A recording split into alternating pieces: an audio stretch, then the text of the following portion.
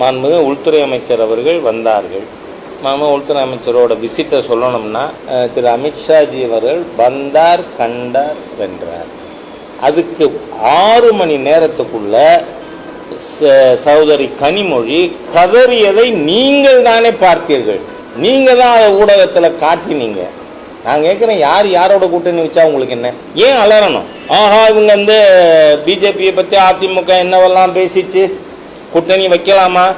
நான் கேட்குறேன், காங்கிரஸ் வெளில போனப்ப கருணாநிதி என்ன சொன்னார்? கூடா நட்பு கேடாய் முடியும்.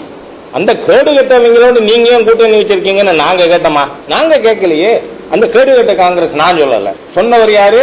கருணாநிதி. கூடா நட்பு, அவங்களோட கூட்டணி வச்சிருக்கீங்களே, வெக்கமா இல்லை உங்களுக்கு? ஏன் 2016 இந்த திருமாவளவன் கம்யூனிஸ்ட் இவங்கெல்லாம் உங்களோட இருந்தாங்களா? இன்னைக்கு நீங்க 25 கோடி ரூபாய் கொடுத்தீங்க, கம்யூனிஸ்ட் சரண்டர் ஆயிட்டான். ஏன்னா அக்கௌண்ட்ல வாங்கியிருக்கீங்க, இல்லைன்னா மறுக்க முடியாது. அது சோனா வெங்கடேசனா இருந்தாலும் சரி, யாரா இருந்தாலும் சரி, நீங்க மறுக்க முடியாது. அதனால வெக்கங்கிட்டு போயிருக்காங்க உங்கள்கிட்ட. அதெல்லாம் நாங்க கேட்ட பாருங்களேன். இது எல்லாத்தையும் நான் உங்களோட பகிர்ந்து கொள்ள வேண்டியிருக்கு. இந்த வெக்கங்கிட்ட கம்யூனிஸ்ட், இந்த ரோஷம் இல்லாத திருமாவளவன், இதெல்லாம் உங்களோட எப்படி கட்டி பிடிச்சுட்டு இருக்கீங்க அப்படின்னு நான் கேட்க வேண்டியிருக்கு, நீங்க கேட்கறதுனால. இல்லைன்னா நான் கேட்க மாட்டேன்.